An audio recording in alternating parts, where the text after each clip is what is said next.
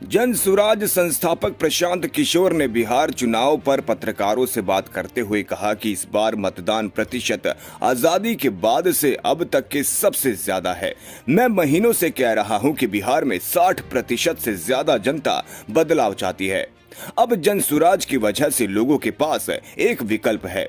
बढ़ा हुआ मतदान प्रतिशत दर्शाता है कि लोग विकल्प पाकर खुश हैं और छठ के बाद भी यहाँ रुके प्रवासी मजदूरों ने इसमें अहम भूमिका निभाई है। वे इन चुनावों में एक्स फैक्टर है। जन सुराज को पूरा भरोसा है 14 नवंबर को इतिहास लिखा जाएगा। 30 सालों में नहीं, आज़ादी के बाद बिहार में हुए चुनाव में ये सबसे ज़्यादा वोटिंग परसेंटेज है।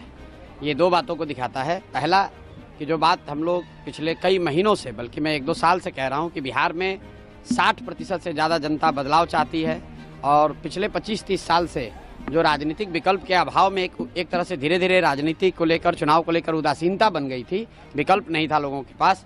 अब जनसुराज के आने से उनको एक नया विकल्प मिला है और बढ़ा हुआ जो वोटिंग परसेंटेज है वो दो बातों को दिखाता है। एक कि लोगों को एक नए विकल्प को देखकर उत्साह रहा है और बड़े पैमाने पर वोटिंग हुई है, बदलाव के लिए वोटिंग हुई है। और दूसरी बात, जो बड़े प्रवासी मजदूर हैं जो बहुत बड़ी संख्या में छठ के बाद रुके हुए हैं, उन्होंने अपना और अपने परिजनों का, अपने मित्रों का जो वोट कराया है उसने सबको सरप्राइज़ किया है।